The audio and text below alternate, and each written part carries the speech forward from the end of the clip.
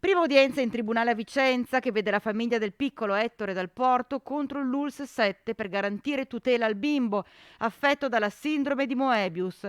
I genitori del piccolo hanno voluto affidarsi all'aula del Palazzo di Giustizia per far sì che il loro figlioletto, che necessita di costante e precisa assistenza, possa vivere una vita come tutti gli altri bambini, a cominciare proprio dalla scuola. Seguiti dall'avvocata Laura Andrau, esperta in diritto delle disabilità, primo passo con l'enunciazione di fronte al giudice della vicenda di Ettore e delle richieste. Non dovremmo essere qui oggi. Ettore dovrebbe avere l'assistenza infermieristica totale a copertura di tutto l'orario scolastico ed essere in sicurezza. L'udienza di oggi è andata bene, ne usciamo soddisfatti.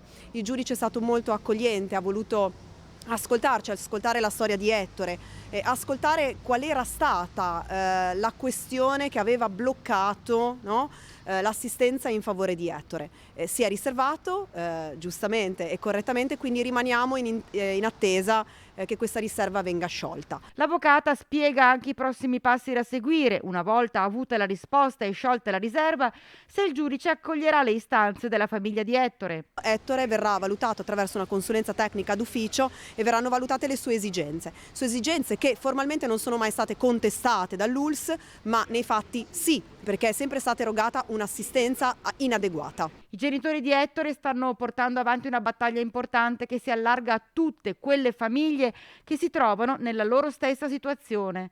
Chiedono solo che vengano garantiti i diritti allo studio, al gioco, alla condivisione e alla crescita del loro piccolo. Quello che stiamo cercando di fare non è appunto solo per Ettore, ma è cercare di andare contro un sistema che punta a non creare dei precedenti. E davanti al tribunale anche il comitato a sostegno del piccolo Ettore e della sua famiglia.